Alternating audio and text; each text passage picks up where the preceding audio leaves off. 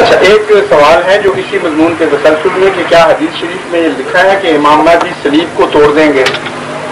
امام مہدی کے متعلق نہیں لکھا، آنے والے مسیح کے متعلق جس نے نازل ہونا ہے اس کے متعلق لکھا ہے کہ مسیح نازل ہوگا تو صلیب کو توڑے گا۔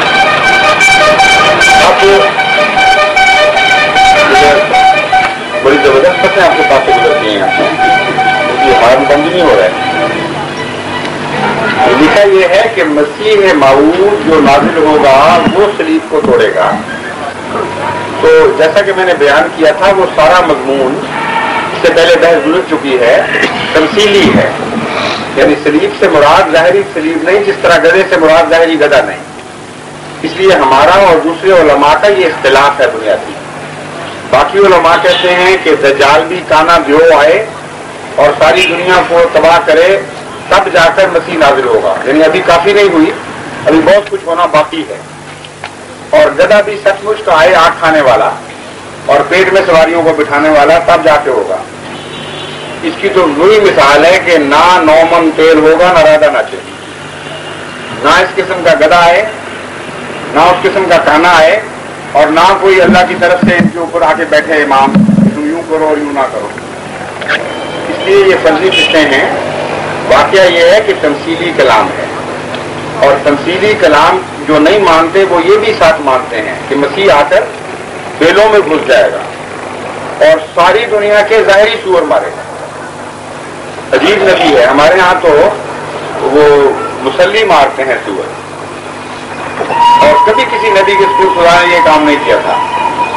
تو اللہ تعالیٰ وہ مسیح کو بیچارے کو اس عمر میں کہ 1985 سال تو ہو ہی چکے ہیں، 84 سال، پتہ نہیں کب اترتا ہے، اس کو جنگلوں میں بھیج دیا کہ جا کے سور مارو اور کسی سے نہیں مکتے، اور پھر صلیب ظاہری توڑے گا۔ کیا تصور ہے نبوت کا؟ قرآن سے تو دیکھیے کبھی ایسے نبی آئے ہیں تماشے؟ قرآن کیسے نبیوں پر ذکر فرماتا ہے؟ وہ روحانی معنوں میں سوروں سے ٹکر لینے والے لوگ ہیں، وہ ایسی قوموں سے مقابلہ کرتے ہیں جن کے متعلق قرآن فرماتا ہے ہم نے ان کو سور اور بندر بنا دیا۔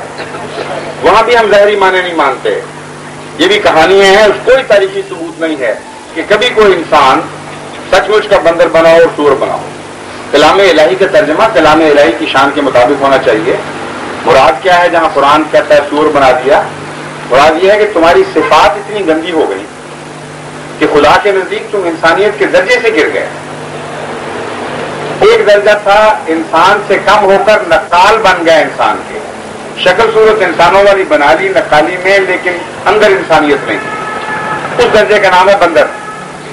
بندر بھی تو دگڑگی کے اوپر ناشتا ہوا دلہا بن جاتا ہے، بیاہ شادی مچاتا ہے، ٹوپی پہنی ہوتی ہے، سوٹ بوٹ پہنا ہوتا ہے، انسان تو نہیں بن جاتا، نقل اتارتا ہے۔ تو کلام الہی معنی رکھتا ہے، کوئی بڑی بوڑھی کی جاہلانہ کہانی نہیں ہے یہ کلام الہی۔ اس لیے ہم یہ ترجمہ نہیں کرتے کہ ظاہری صلیبوں کو توڑتا پھرے گا۔ مراد کیا ہے؟ مذہب عیسائیت کی جان توڑ دے گا، صلیب کو توڑے گا، ان کی کمر توڑ دے گا۔ ایسی مضبوط دلائل سے ان کا مقابلہ کرے گا کہ ان کے لیے مقابلے کی طاقت نہیں رہے گی۔ اور حضرت مرزا صاحب نے جب یہ اعلان کیا کہ حضرت عیسیٰ علیہ السلام قرآن کی روح سے بھی مر چکے ہیں، بائبل کی روح سے بھی مر چکے ہیں، اور عیسائیوں کو چیلنج کیا اور آج بھی ہم کر رہے ہیں، اور تمہاری تاریخ کی روح سے بھی مر چکے ہیں، تمہاری سائنس کی روح سے بھی مر چکے ہیں، اب بتائیے صلیب کہاں باقی رہی؟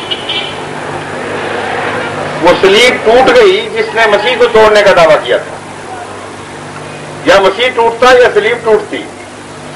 تو آپ نے جب یہ فرمایا کہ مسیح صلیب سے زندہ اترا ہے اور خدا کا بیٹا نہیں ہے تو صلیب کو توڑ دیا، یہی معنی ہے۔ بس ہمارے عقیدے کے مطابق مسیح وہ نہیں ہے جو جنگلوں میں جا کے سور مارے گا اور ظاہری صلیبیں توڑتا پھرے گا، یہ تماشا نہ ہو سکتا تھا، نہ ہوا ہے کبھی، بلکہ مانوی لحاظ سے اس نے ان باتوں کو پورا کیا ہے۔